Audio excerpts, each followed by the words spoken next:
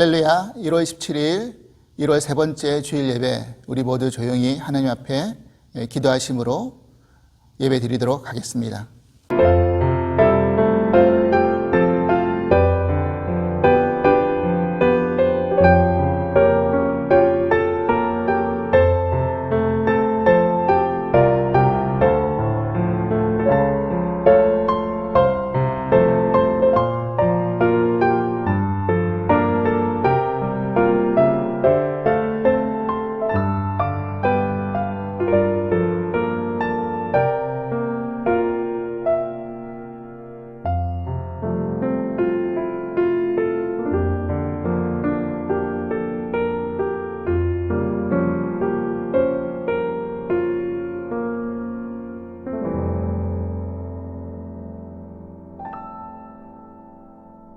여호와께서 내 음성과 내 간구를 들으심으로 내가 그를 사랑하는도다. 그의 귀를 내게 기울이셨으므로 내가 평생에 기도하리로다.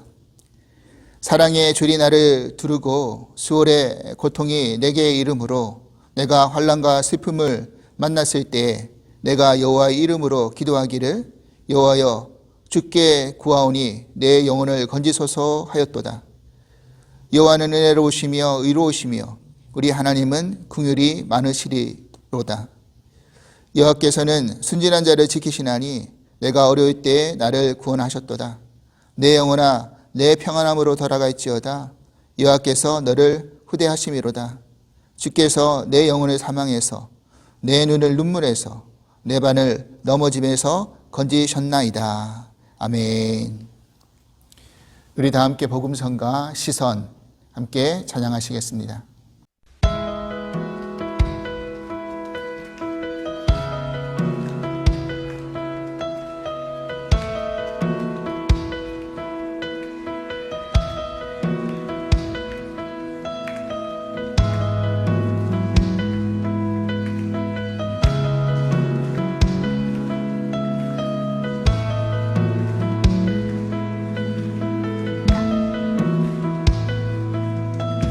내게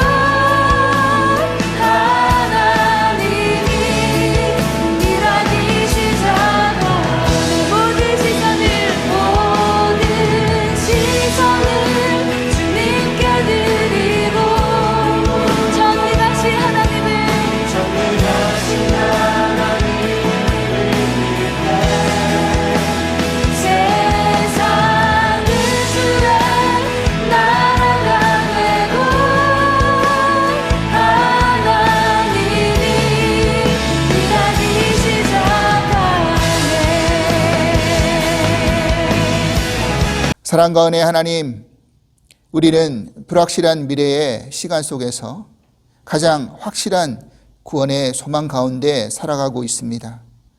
세상은 코로나 바이러스로 인해서 모든 일상을 잃어버리고 여전히 혼돈과 어려움 속에 놓여 있습니다. 이 세상의 모든 섭리와 이치가 창조주 하나님께 속한 것인 줄 믿습니다. 이 또한 하나님의 계획과 시간 속에서 지나가고 있음을 믿기에 우리가 인내하고 견디며 성장하는 과정이 되게 하여 주시옵소서. 우리에게 주어진 2021년의 시간이 낭비되지 않게 하여 주시고 새로운 회복과 거듭남의 시간이 도래하게 하여 주시옵소서. 우리의 믿음의 연약함을 바라보며 오직 주 예수밖에 없다라는 은혜의 고백이 우리의 삶의 과정 가운데 떠나가지 않게 하여 주시옵소서. 다른 어떤 것을 의지하기보다 하나님만, 예수님만 의지하며 살아가게 하여 주시옵소서. 오늘도 하나님께 나와 드리는 예배 가운데 새로운 용기와 힘과 회복의 시간이 되게 하여 주시옵소서. 감사하며 예수 그리스도 이름으로 기도합나이다. 아멘.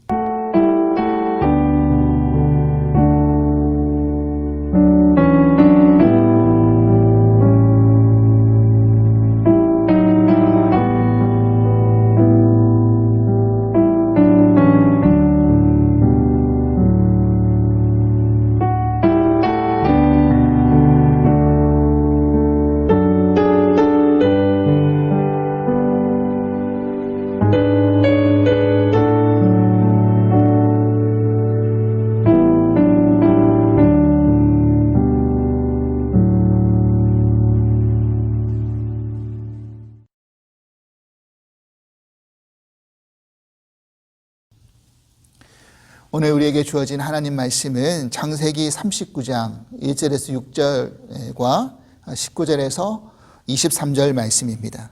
창세기 39장 1절에서 6절 그리고 19절로 23절 말씀, 우리 다 같이 한 목소리로 함께 봉독하도록 하겠습니다. 요셉이 이끌려 애굽에 내려가매 바로의 신하 친위대장 애굽 사람 보디발이 그를 그리로 데려간 이스마엘 사람의 손에서 요셉을 사니라. 여호와께서 요셉과 함께 하심으로 그가 형통한 자가 되어 그의 주인 애굽 사람의 집에 있으니 그의 주인이 여호와께서 그와 함께 하심을 보며 또 여호와께서 그의 범사에 형통하게 하심을 보았더라. 요셉이 그의 주인에게 은혜를 입어 섬기미에 그가 요셉을 가정총무로 삼고 자기의 소유를 다 그의 손에 위탁하니 그가 요셉에게 자기의 집과 그의 모든 소유물을 주관하게 한 때부터 여호와께서 요셉을 위하여 그 애굽 사람의 집에 복을 내리심으로 여호와의 복이 그의 집과 밭에 있는 모든 소유에 미친지라. 주인이 그의 소유를 다 요셉의 손에 위탁하고 자기가 먹는 음식 외에는 간섭하지 아니하였더라. 요셉은 용모가 뛰어나고 아름다웠더라. 19절입니다. 그의 주인이 자기 아내가 자기에게 이르기를 당신의 종이 내게 이같이 행하였다 하는 말을 듣고 심히 노한지라. 이에 요셉의 주인이 그를 잡아 옥에 가두니 그 옥은 왕의 죄수를 가두는 곳이었더라. 요셉이 옥에 갇혔으나 여호와께서 요셉과 함께 하시고 그에게 인자를 더하사 간수장에게 은혜를 받게 하심에 간수장이 옥중 죄수를 다 요셉의 손에 맡김으로 그 재반 사물을 요셉이 처리하고 간수장은 그의 손에 맡긴 것을 무엇이든지 살펴보지 아니하였으니 이는 여호와께서 요셉과 함께 하심이라. 여호와께서 그를 범사에 형통하게 하셨더라. 아멘. 샬롬. 주사랑 가족 여러분, 복된 주일입니다. 한 주간도 주님 안에서 평안하고 또 인내 가운데 잘 이겨내신 줄 믿습니다. 이번 한 주간도 또 하나님의 그 은혜와 사랑과 평강이 여러분들의 삶 속에 풍성히 임할 수 있기를 간절히 기도합니다. 이번 주에는 이제 미국의 새로운 대통령이 취임을 하게 됩니다. 내가 어느 당에 서 있느냐에 따라서 또 지지하기도 하고 반대하기도 아마 할 터인데, 여러분, 우리가 믿는 자로서 기도해야 될 제목은 누구를 지지하고 반대하고를 떠나서 이 모든 땅과 세상의 지도자를 통치하고 다스리시는 분, 또 이 땅의 모든 것들을 주관하시는 분은 여호와 하나님 오직 한 분인 줄 믿습니다. 그래서 그 누구와 상관없이 하나님께서 이 나라와 이 땅을 온전히 좀 잘 다스려 나갈 수 있게 해달라고 우리가 다 같이 기도했으면 좋겠습니다.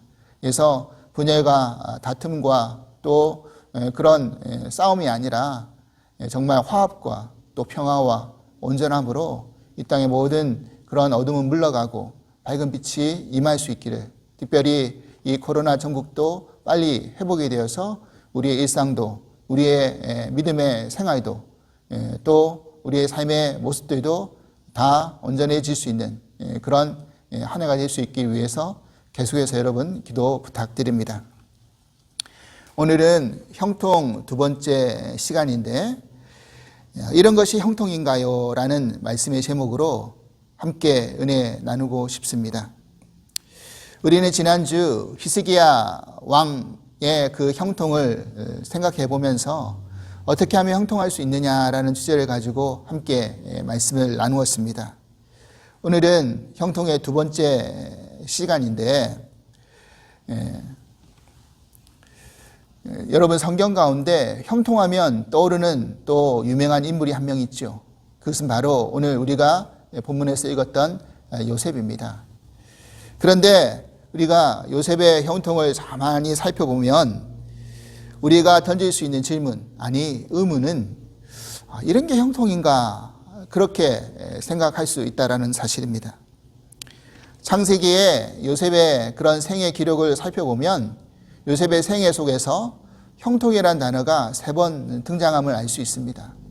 그런데 어느 때 요셉의 생 속에서 형통을 했느냐 보면, 그가 아버지 야곱의 품에 있을 때, 그리고 애굽의 총리 대신이 되었을 때 형통하였더라 라고 기록하고 있는 것이 아니라, 그가 애굽의 종으로 팔려갔을 때, 그리고 그 종으로 팔려가서 보디발 장군의 집에서 그 일을 하고 있을 때, 또한 억울한 누명을 덮으시고 죄수로 살고 있을 때, 그때 형통이라는 단어가 쓰여지고 있다라는 사실입니다. 자, 오늘 본문 말씀을 다시 한번 보겠습니다. 2절과 3절입니다.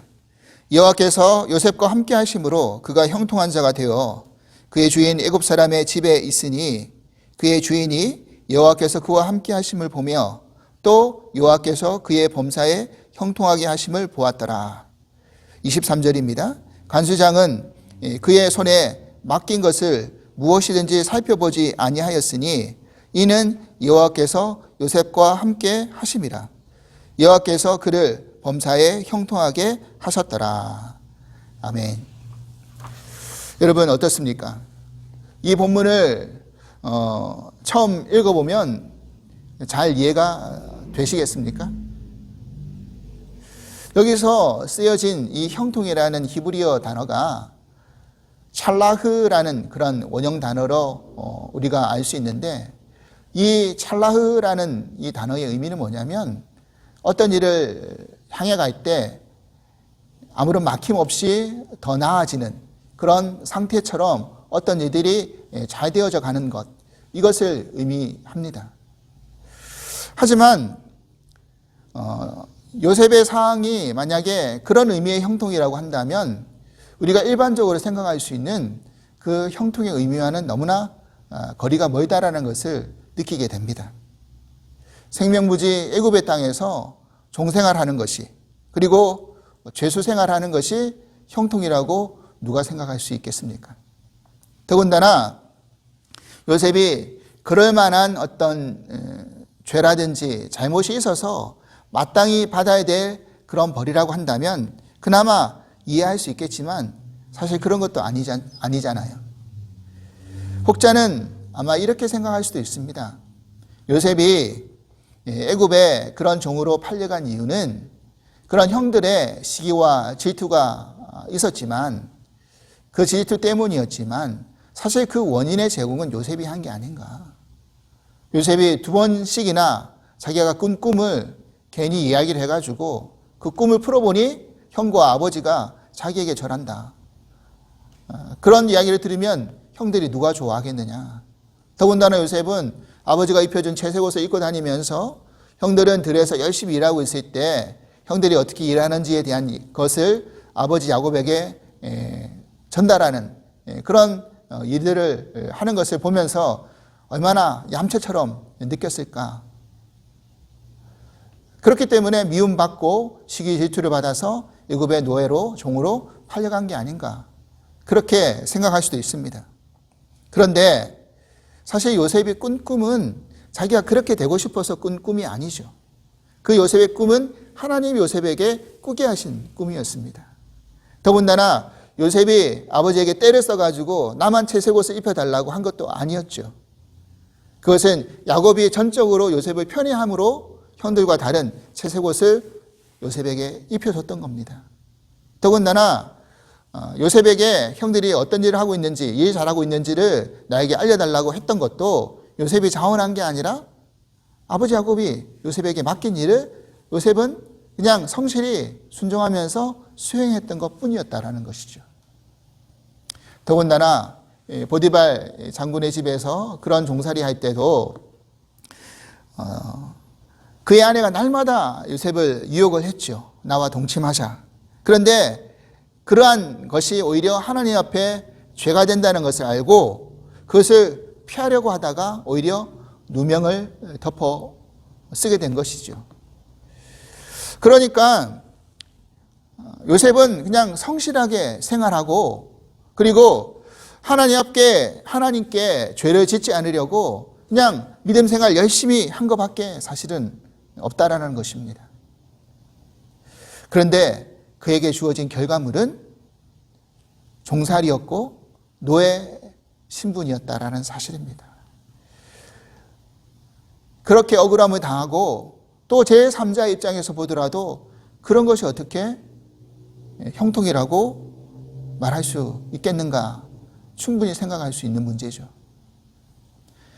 여러분 이런 생각이 되지 않으십니까? 요셉의 형통은 그냥 형통이라고도 쓰지도 않고 범사에 형통하게 하였다. 만약에 그런 형통이라고 한다면 하나님이 우리에게 내가 요셉에게 준 형통 여기도 받을래? 라고 물어보신다면 저도 요셉의 형통을 원합니다 라고 이야기할 수 있는 사람들이 과연 얼마나 있겠습니까? 적어도 우리가 생각하는 형통은 범사에 정말 내 삶에 아무런 어려움과 문제와 고통이 닥쳐지지 않고 모든 것이 막힘없이 그렇게 잘 되지는 그런 형통을 원하기 때문입니다. 나는 성실히 살아가고 있고 또 믿음 생활 열심히 하고 있는데 나에게 더 큰 어려움이 생겨오고 더 고통이 찾아오고 고난이 닥쳐온다면 그것을 어떻게 형통이라고 말할 수 있겠냐는 것이죠. 그렇다면 하나님은 왜 성경에서 요셉의 이러한 삶이, 이러한 상황이 그가 형통한 자가 되었다, 범사에 형통하게 하였다 이렇게 말씀하고 계시는 걸까요? 우리는 여기서 먼저 깨달아야 될 하나의 중요한 그런 포인트가 있습니다. 그건 뭐냐면 형통의 주체가 하나님께 있다라는 사실입니다. 다시 말해서 본문 2절과 그리고 23절에 형통을 이야기에 앞서서 기록된 그런 말씀이 있죠. 그게 뭡니까? 그것은 뭐냐면 여호와께서 요셉과 함께 하심으로 여호와께서 요셉과 함께 하심이라 이렇게 쓰여져 있다라는 사실입니다. 이 말은 우리의 상황과 형편의 어떤 그런 것에 상관없이 형통의 문제는 여호와 하나님이 함께 하시느냐 하지 않느냐 그게 키포인트라는 사실입니다. 지난주 우리가 살펴보았던 그 히스기야 왕의 형통도 동일한 전제가 있음을 알 수 있습니다. 열왕기하 18장 7절에 뭐라고 기록되어 있습니까? 여호와께서 그와 함께 하심에 그가 어디로 가든지 형통하였더라. 통일하죠. 그래서 우리가 이러한 점에서 이 형통이라는 정의를 다시 생각해보고 다시 그 정의를 내려본다고 한다면 그 형통은 뭔가? 바로 여호와 하나님이 함께 하심으로 하나님의 계획 같듯이 나를 통해서 성취되어지고 이루어지고 완성되어지는 것이 바로 형통이라는 사실입니다. 여기서 우리는 요셉의 삶을 통해서 배워야 할 두 가지 중요한 믿음의 자세가 있음을 알게 됩니다. 그건 뭐냐면 하나님이 나와 함께 하시는 것 때문에 형통하다라는 것이 전제라고 한다면 그래, 그건 알겠는데 그래서 하나님이 함께 하시니까 나는 형통할 거야 라고 그렇게 생각만 하면서 나는 아무런 일도 하지 않고 뒷짐만 지라고 하는 것이 아니죠. 요셉은 일단 어떠한 상황 속에서도 자기에게 주어진 일에 최선과 성실로 감당했음을 알 수 있습니다. 그가 보디발 장군의 집에 팔려갈 때 믿지 않는 보디발이 요셉을 통해서 하나님이 함께 하심을 보았도다. 그렇게 기록하고 있습니다. 그리고 그런 그에게 자기의 집의 모든 소유를 다 맡기면서 가정총무의 직을 그에게 맡겼던 것이죠. 그가 하나님과 함께 하시기 때문에 나는 하나님이 다 해주실 거야 라고 하면서 자기의 일을 게을리하고 부정직하게 그 보디발 장군의 집에서 생활했다고 한다면 그런 요셉을 보디발이 자기의 집안의 모든 소유를 맡기면서 다 관리할 수 있도록 가정총무로 삼았으리 만무하겠죠. 또한 억울한 누명을 쓰고 요셉이 사실은 감옥에 갇혔을 때 자기 집 소유를 다 관리하던 그런 가정총무였던 그 요셉의 그 역할을 이 간수장이 누구보다 잘 알았을 겁니다. 사실 그 보디발은 그냥 그 애굽의 장군이 아니라 춘위 대장으로서 그 감옥도 왕의 죄수들이 갇히는 그런 감옥이었다라고 성경에 기록하고 있죠. 그러니까 아마 보디발 장군이 관리하는 감옥이었을 겁니다. 그러니까 그 간수장도 요셉이 어떠한 제목으로 들어왔는지는 알겠지만 그가 어떻게 그의 집에서 어떤 일을 하고 어떻게 성실히 잘 그 일을 감당했는지를 누구보다 잘 알았을 거라는 거죠. 그런 그에게 하나님이 간수장에게 은혜를 주십니다. 그리고 그가 꼭에 있는 모든 죄수의 일을 관리할 수 있게끔 죄수된 요셉에게 재반 사무를 다 맡기죠. 그리고 맡긴 일에 대해서는 자신이 어떠한 것도 터치하지 않는 보디발과 마찬가지로 그랬다라는 것입니다. 그러니까 평소에 요셉의 그런 성실함과 꾸준함과 또 그런 일에 있어서의 크레딧이 없었다고 한다면 그 간수장도 은혜를 받았을 리가 없죠. 맡겼을 리가 없죠. 그리고 이런 과정을 통해서 결국 어디까지 나아간 겁니까? 요셉이 바로 애굽의 총리 대신까지 그 자리까지 올라가는 그런 일들이 있었음을 우리는 이 성경의 역사의 기록 속에서 분명히 알 수 있는 것입니다. 여러분 그렇습니다. 하나님이 나와 함께 하신다는 그 사실만 우리가 생각하고 그냥 끝나는 게 아니라 그렇기 때문에 하나님 나와 함께 하심으로 나에게 주어진 일을 내가 최선을 다하고 그 내가 최선을 다함으로 말미암아 성실하게 다함으로 말미암아 나를 통해서 믿지 않는 자들이 하나님 나와 함께 하심을 드러낼 수 있는 또 그렇게 증거할 수 있는 그런 삶을 살아내는 것이 믿는 우리들이 취해야 될 귀한 믿음의 태도인 줄 믿습니다. 또한 두 번째, 요셉은 그의 삶 속에서 하나님이 그와 함께 한다는 사실을 매 순간순간 분명히 붙들고 간 것 같습니다. 아니, 붙들고 갔습니다. 만약 그렇지 않다고 한다면 보디발의 장군의 아내가 날마다 그를 유혹할 때 그 유혹에 아마 넘어졌겠죠. 오늘 본문 39장 9절로 10절 가운데 있는 말씀 우리가 읽지 않았지만 그 말씀 보겠습니다. 이 집에는 나보다 큰 이가 없으며 주인이 아무것도 내게 금하지 아니하였어도 금한 것은 당신뿐이니 당신은 그의 아내임이라. 그런즉 내가 어찌 이 큰 악을 행하여 하나님께 죄를 지으리까? 여인이 날마다 요셉에게 청하였으나 요셉이 듣지 아니하여 동침하지 아니할 뿐더러 함께 있지도 아니하니라. 그럼 요셉은요, 지금 그의 보디발의 아내와 동침하는 것이 보디발에게 죄를 짓는 것이 아니라 하나님 앞에 죄를 짓는 것이다. 그렇게 이야기하고 있습니다. 또 그렇게 생각했습니다. 믿었습니다. 즉 나와 함께 하시는 하나님, 그 하나님이 나를 지켜보시고 계시다라는 것을 그가 분명히 붙들고 있었기 때문에 죄를 짓지 않겠다. 하나님 앞에서 죄를 짓지 않겠다라고 결단한 것이었죠. 이게 바로 유명한 그 우리 말 가운데 코람데오라는 말이 있잖아요. 하나님 앞에서. 하나님 앞에 서 있다라는 그런 의미죠. 사랑하는 여러분, 그렇습니다. 우리도 하나님이 임마누엘, 우리와 함께 하시는 하나님인 줄 믿죠. 그런데 우리의 실제의 삶은 하나님이 우리를 보고 계신다. 하나님이 우리와 함께 하신다. 그렇기 때문에 우리가 하나님 앞에 서 있다라는 그 사실을 때로는 망각하면서 살아갈 때가 훨씬 많음을 발견하게 됩니다. 저도 마찬가지입니다. 특별히 자신의 개인적인 욕심과 이익 앞에서 그렇게 눈을 감아버릴 때가 너무나 많이 있다라는 거죠. 그러하기에 우리가 늘 하나님 말씀 앞에 깨어 있어야 되고 말씀을 붙들어야 될 이유가 바로 여기에 있다라는 사실입니다.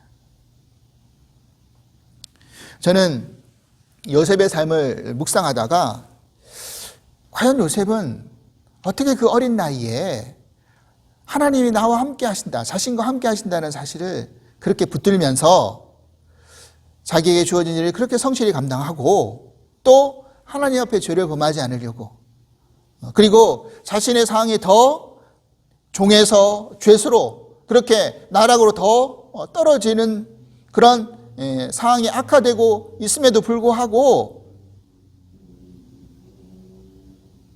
하나님을 붙들면서 함께하고 있음을 버리지 않고 그 상황을 견디고 나갈 수 있는 이유가 무엇일까 생각해 보았습니다. 여러분, 가만히 생각해 보면 요셉은 언제 하나님을 만났을까요? 야곱은 형 에서가 자신을 죽이려고 한다는 이야기를 리브가가 듣고 야곱이 정처 없이 외삼촌 라반 집을 찾아가 떠나게 되죠. 그러면서 광야에서 거할 곳이 없는 광야에서 유숙할 곳이 없는 그런 광야에서 돌베개 베고 자다가 꿈에서 하나님을 만나게 됩니다. 그때 야곱의 고백, 우리가 지난주 성경 공부하면서 나누었던 것처럼 하나님이 여기 계신 줄, 여기에도 계신 줄 깨달았습니다. 야곱이 그때 하나님을 만난 거죠. 만약에 따뜻한 어머니 리브가의 품속에만 있었다고 한다면 야곱은 하나님 만나지 못했을 겁니다. 저는 요셉도 동일하다고 생각합니다. 만약 요셉이 그걸 아버지의 사랑을 독차지하면서 아버지 야곱의 밑에만 있었다고 한다면 하나님을 제대로 만날 수 있었을까요? 그가 형들에 의해서 사실은 먼저 애굽에 팔려가기 전에 구덩이에 던져짐을 받았잖아요. 여기서 이 구덩이라는 것은요, 이스라엘 지역에 건기 우기가 있는데 우기 때는 비가 와가지고 그 구덩이가 채워지지만 건기가 되면 다 말라버려져 가지고 아주 깊은 그런 구덩이가 된다고 합니다. 그러니까 그 구덩이에 요셉을 던졌다라는 것은 혼자 힘으로는 도저히 나올 수도 없고 성경에는 물도 없었다라고 합니다. 그 정말 사막의 뜨거운 기후 속에서 물도 없이 요셉이 과연 며칠을 버틸 수 있을까요? 그리고 그 구덩이에 던져진 요셉은 과연 그 안에서 무슨 생각을 했겠습니까? 아마 거기서 처음으로 죽음을 맞닥뜨리는 경험을 했을 거예요. 내가 죽을 수도 있겠구나. 아니 죽겠구나. 이러다가. 그럼 요셉이 할 수 있는 게 뭐가 있겠습니까? 여러분, 우리라고 한다면, 여러분들이라고 한다면 뭘 하시겠습니까? 내가 믿는 하나님밖에 붙을 수밖에 없잖아요. 하나님 앞에 기도할 수밖에 없다는 것입니다. 하나님 살려주세요. 제발 살려주세요.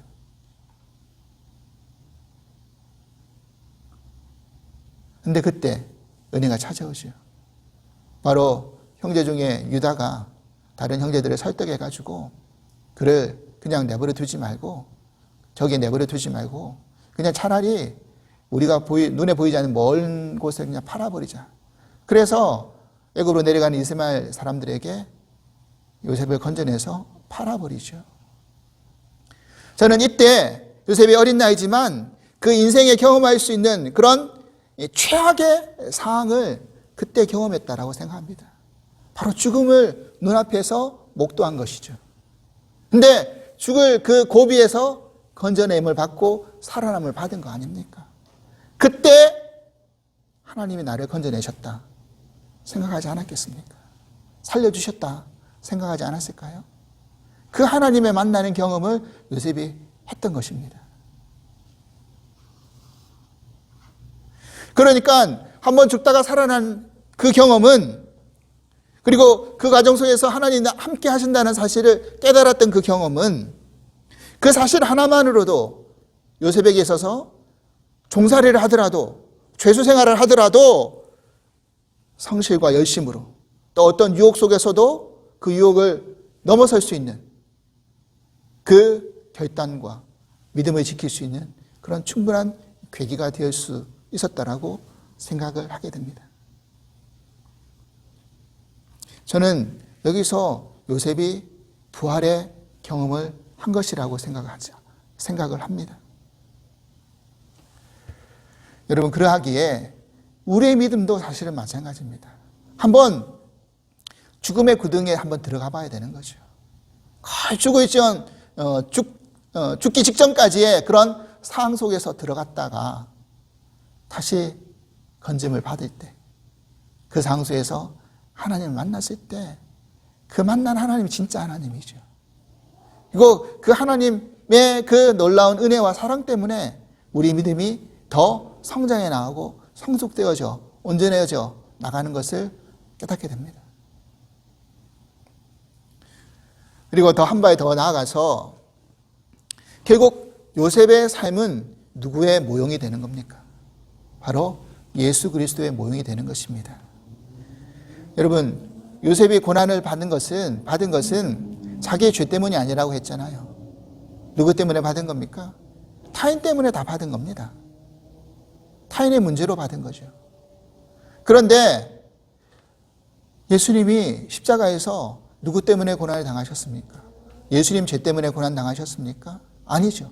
바로 우리 때문에 고난 당하셨습니다. 그리고 요셉이 그 삶 속에서 형통하게 되었을 때 그가 누렸던 이익은 사실은 아무것도 없어요. 오히려 그 형통케 되는 이익을 통해서 누가 복을 받습니까? 주변인들이 복을 받아요. 그 보디발 장군의 집 식솔들이 복을 받고 애굽 사람들이 복을 받죠. 나중에 이스라엘의 가문이 복을 받죠. 성경 오늘 본문 5절 말씀 보십시오. 그가 요셉에게 자기의 집과 그의 모든 소유물을 주관하게 한 때부터 여호와께서 요셉을 위하여 그 애굽 사람의 집에 복을 내리심으로 여호와의 복이 그의 집과 밭에 있는 모든 소유에 미친지라. 아멘입니다. 여러분, 결국 우리에게 찾아오는 이 복은 누구 때문에 찾아오는 복입니까? 믿는 우리들에게 찾아오는 복은 결국 내가 잘나서, 내가 열심히 해서, 내가 능력 많아서가 아니라 바로 예수 그리스도 때문인 줄 믿습니다. 또한 요셉은 나중에 애굽의 총리 대신이 되어서 실제로 아버지와 형들을 이제 만나게 되었을 때 그가 하나님께서 꾸게 하신 꿈이 무엇인지를 그제서야 깨닫게 되는 거죠. 형제들에게 자신의 신분을 밝히면서 요셉이 했던 고백이 무엇이었습니까? 창세기 45장 5절에서 8절 말씀 보십시오. 당신들이 나를 이곳에 팔았다고 해서 근심하지 마소서, 한탄하지 마소서. 하나님의 생명을 구원하시려고 나를 당신들보다 먼저 보내셨나이다. 이 땅에 2년 동안 흉년이 들었으나 아직 5년은 밭갈이도 못하고 추수도 못하였지라. 하나님이 큰 구원으로 당신들의 생명을 보존하고 당신들의 후손을 세상에 두시려고 나를 당신들보다 먼저 보내셨나니 그런즉 나를 이리로 보낸 이는 당신들이 아니요 하나님이시라. 하나님이 나를 바로에게 아버지로 삼으시고 그의 온 집에 주로 삼으시며 애굽 온 땅의 통치자로 삼으셨나이다. 아멘입니다. 여러분, 요셉이 애굽으로 팔려간 것은, 보내진 것은 형제들 때문이 아니라 요셉의 고백 속에서 무슨 고백을 하고 있는 겁니까? 하나님이 나를 보내셨다. 무엇 때문에? 바로 생명을 구원하기 위해서. 이스라엘 가문을 구원하고 결국 그 요셉이 애굽의 주가 되고 통치자가 되게 하기 위해서 요셉을 보낸 것이다. 그렇게 요셉이 깨닫고 고백하는 것이죠. 그 일의 결국이 되어지는 것을 바라보고 말입니다. 여러분, 결국 예수님이 이 죄 많은 이 세상 속에 보냄받으신 이유가 무엇입니까? 바로 우리의 생명을 구원하기 위해서 아닙니까? 여러분, 그렇기 때문에 요셉의 생이 바로 예수님의 모형이었다라는 것이요. 그리고 그 요셉을 통해서 그 요셉과 함께 하심으로 하나님이 이루시고자 하는 그 계획과 그 뜻이, 그 형통케 하고자 하는 그 계획과 뜻이 바로 생명 구원이었음을 우리는 깨닫게 되는 것입니다. 사랑하는 여러분, 이제 말씀을 마무리 짓겠습니다. 우리도 예수님 때문에 구원받은 인생들입니다. 그런 우리에게 하나님이 임마누엘 함께 하시겠다라고 동일하게 약속하셨습니다. 그렇다면 우리를 통해서 하나님이 이루시고자 하는 그런 형통의 축복이 무엇일까요? 어떤 뜻과 계획이 있는 것일까요? 그것은 바로 생명 구원에 있는 줄 믿습니다. 만약에 우리가 받은 여러 가지 축복 가운데 너 한 가지만 선택하라고 한다면 무엇을 선택할래? 라고 물어보신다면 저와 여러분들은 과연 무엇을 선택하시겠습니까? 여러분, 다른 모든 축복보다 바로 하나님 나를 구원해 주신 그 축복, 영생의 축복을 선택하지 않겠습니까? 우리는 이미 죽음의 구덩이에서 건짐을 받은 그런 생명의 구원을 얻었습니다.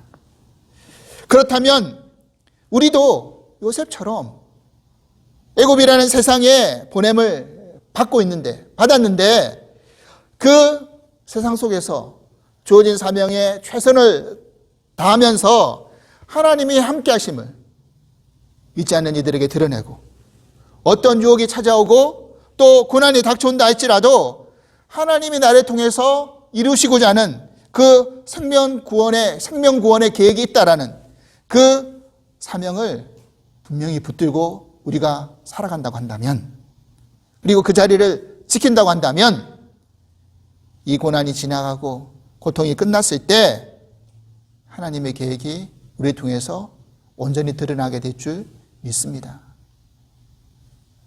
우리가 당하고 있는 이 코로나의 어려운 시국과 또 고난의 시간, 이 고통의 시간 속에서 하나님이 나와 함께 하심으로 우리는 지금 형통합니다 라는 이 고백이 저와 여러분들의 고백이 될 수 있기를 바랍니다. 그리고 그 고백을 하면서 하나님 우리를 통해서 이루시고자 하는 그 생명 구원을 우리의 믿음의 성실과 인내로 그 사명을 온전히 성취해 나갈 수 있는 저와 여러분들이 될 수 있기를 주님의 이름으로 간절히 축원합니다. 하나님 아버지 감사합니다. 우리에게 주시어진 그 형통의 축복이 무엇인지 다시 한번 깨닫게 하시니 감사합니다. 과정 가운데 상황이 어렵다 할지라도, 고통이 찾아온다 할지라도 그 상황과 형편에 상관없이 하나님이 나와 함께 하신다는 것이 형통임을 깨닫고, 그 형통을 통해서 하나님이 우리를 통해서 이루시고자 하는 그 생명 구원의 사명을 온전히 완수해 나갈 수 있는 저희 모두가 될 수 있도록 축복하여 주시옵소서. 이 코로나의 어려운 상황 속에서도 하나님의 생명 구원의 그 일을 뒤로 미루지 않게 하여 주시고, 내 주어진 자리에서 묵묵히 최선을 다해서 성실히 감당함으로 믿지 않는 이들에게 우리와 함께 하시는 하나님을 드러내고 생명 구원의 그 역사를 온전히 증거할 수 있는 우리 모두가 될 수 있도록 축복하여 주시옵소서. 감사하며 예수 그리스도 이름으로 기도합나이다. 아멘. 우리 파송 찬양으로 찬송가 384장 나의 갈 길 다가도록 우리 함께 찬송하시겠습니다.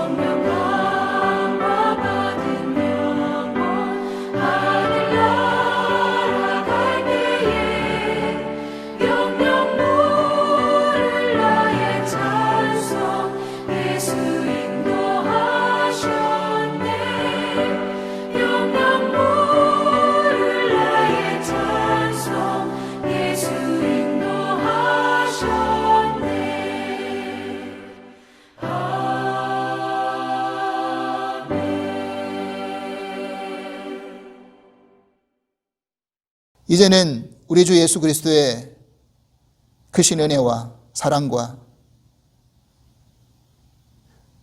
예수 그리스도의 지켜주심과 또 보혜사 성령님이 함께 하시는 은총이 오늘 요셉의 형통을 통해서 어떠한 상황 속에서도 형평 속에서도 하나님 나와 함께 하심으로 형통케 되었도다라고 고백하며 생명구원의 그 사명을 온전히 감당하고 또 지켜나가기로 했다는 당신의 모든 사랑하는 성도님들 위해 주께서 이제부터 영원토록 함께 하시기를 간절히 축원하옵나이다. 아멘.